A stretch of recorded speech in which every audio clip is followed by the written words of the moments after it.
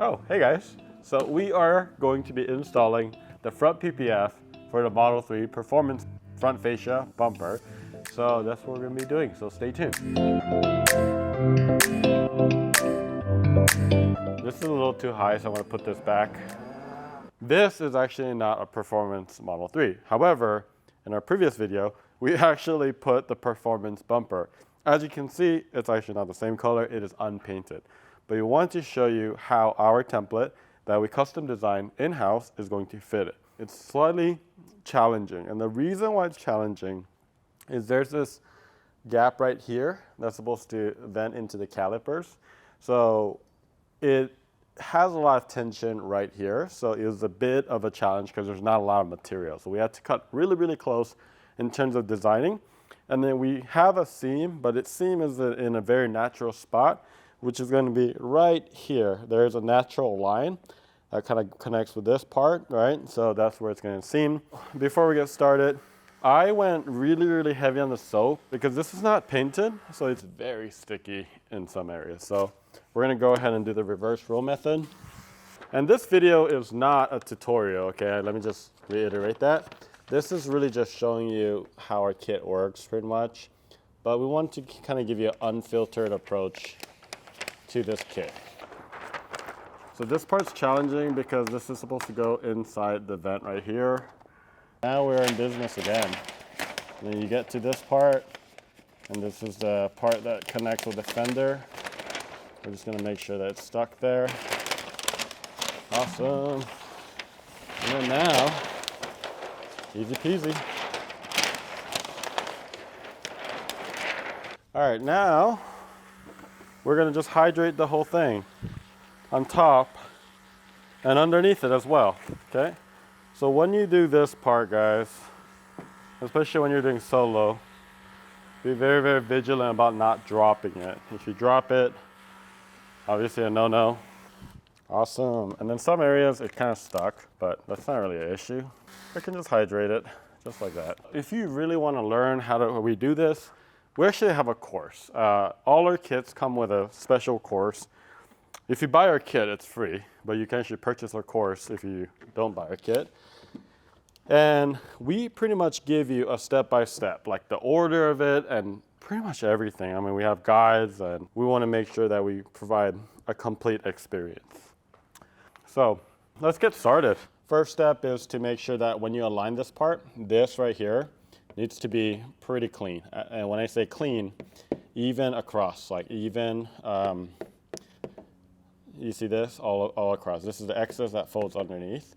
And then what you want to do is get about 2-3 inches past that. But this is tack solution, that slip solution. Tack is alcohol and water mix typically, or just pure distilled water.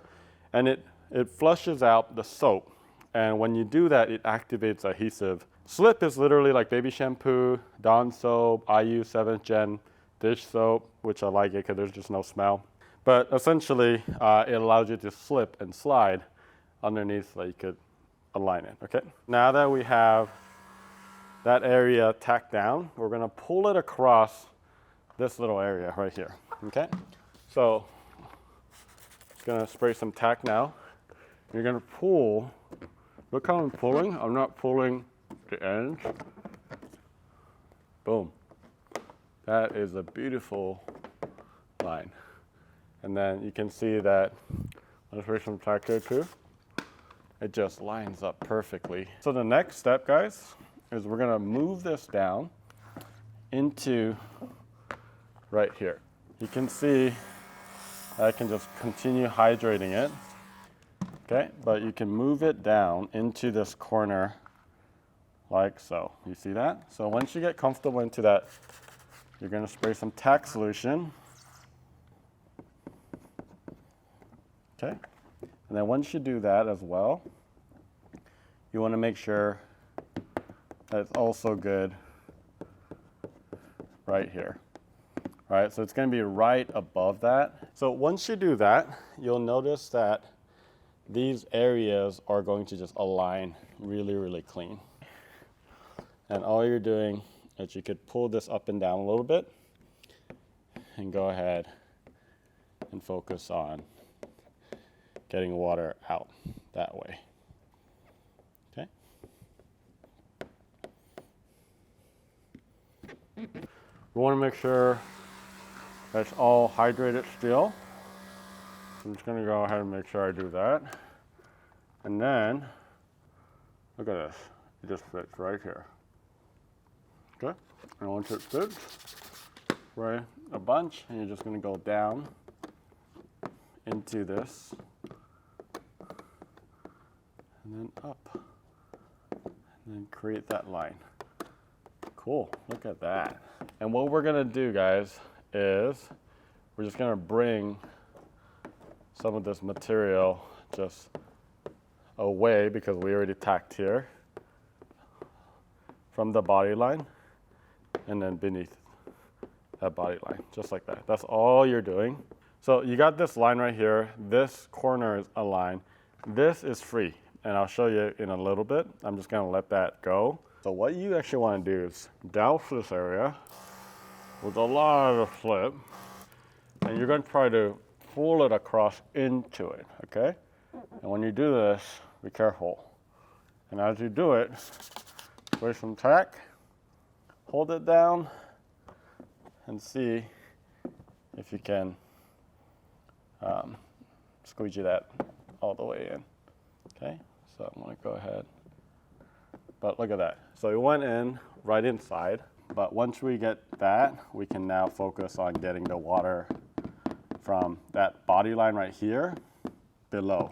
Okay, now we can push it the next step, which is this line right here.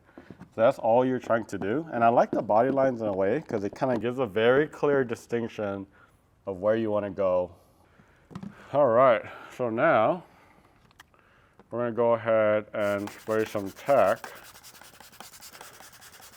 I know it's a lot, but I just want to make sure that I have enough.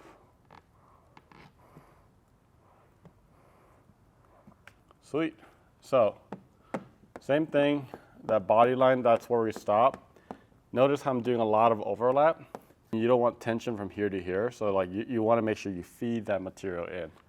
And that's why I also sprayed so much tack in there. And then just being very intentional about feeding that in there. And now that line is very, very distinct. Okay, so now, this is where this little flat comes into play. So I'm spraying a lot. This is the part where you need to do a little bit of MacGyvering, but like those smaller fingers, I don't even worry about.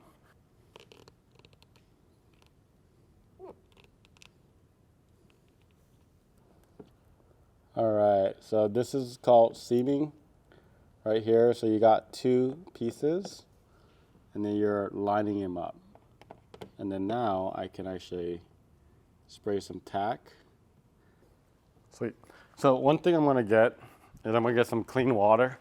Some houses, they have like deionized water or like reverse osmosis. You know, clean water is actually one of the most heavy requirements, honestly, if you're doing like professional PPF installing. So if you plan on doing this, invest in water.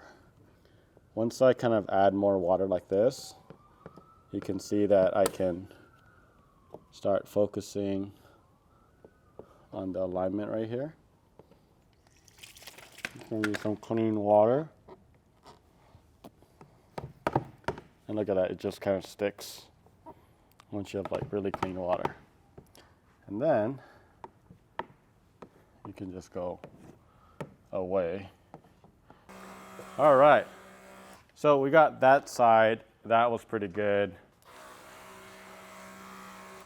And then we want to make sure that we hydrate underneath as well.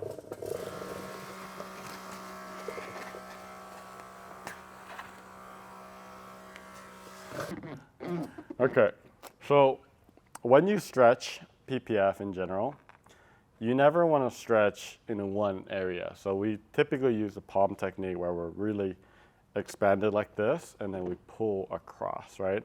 So why is there a stretch? Well, there's this massive compound curve. So if you don't stretch, all this fingers, or what we call wrinkles, fingers, is gonna just stay there. So we're gonna go ahead and just start moving it a little bit, and you can see let's start aligning more and more. And you can also see the fingers started going away too. So that's exactly what we wanted. Okay, and spray some tack here.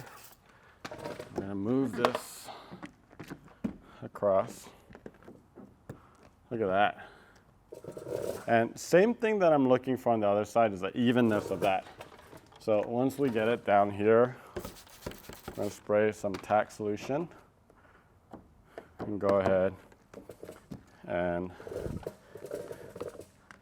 spray that and tack that. And look at this, this is pretty clean. Before we get to that area, I'm just gonna go ahead and tack this. So what I'm doing is I'm pulling down, right, until this is a little bit lower, like so. And then I can actually bring that in place.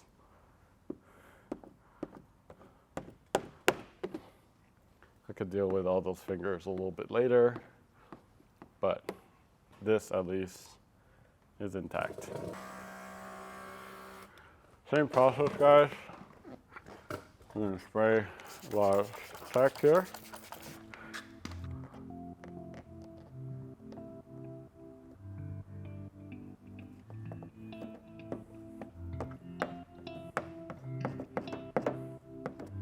All right, so same thing that I did. I got this top part tacked, and then what's next? Right over here. And then once you do this, everything kind of lines up.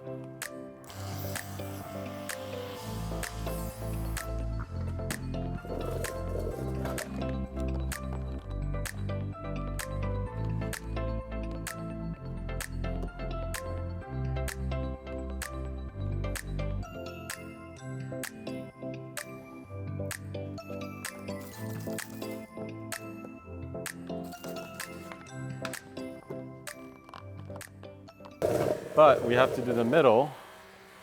And if you remember, we already pulled this down, and then we can get some of these fingers as well. But if it hasn't dried, it's okay. But if it has, all you have to do is just pop this up and then spray a bunch. Oops. All right. And then once you get to this point, you want to just, look at this, like this. And massage it all. And notice how it just flattened out, right? There's actually a massive curve, so that's what you want it to do, okay? So once it does that, and you got rid of the bigger bubbles, this is the fun part.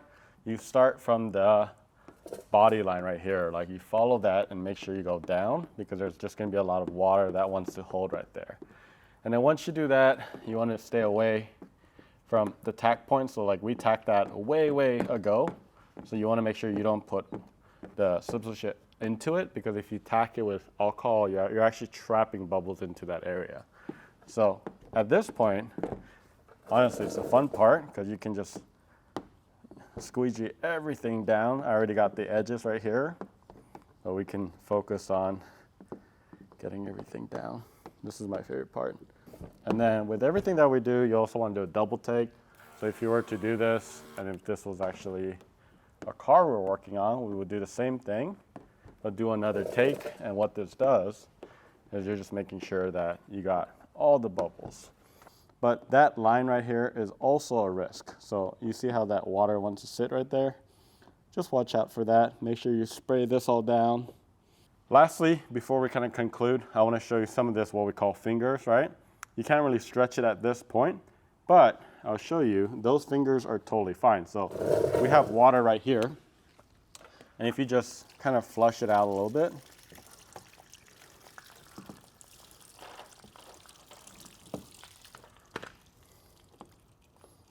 you can actually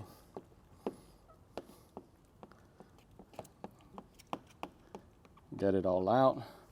There's still quite a bit of soap that's just living right there. So go ahead